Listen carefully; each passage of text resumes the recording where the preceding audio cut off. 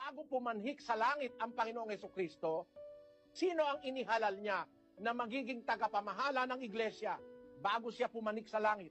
Pakinggan nyo sa Colosas 1:24. Ngayoy nagagalak ako sa aking mga hirap dahil sa inyo, at aking pinupunan sa akin ang kakulangan ng mga hirap ni Kristo sa aking laman, dahil sa kanyang katawan na siyang iglesia.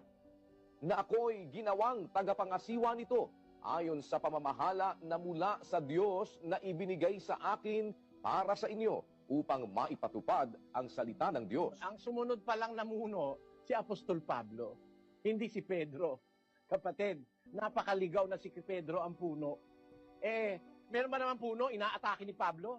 Kung si Pedro ang puno, inatake nga siya dahil gumagawa siya ng hindi tama O nakita nyo yun, mga miyembro po ng Iglesia Katolika? Nakita nyo?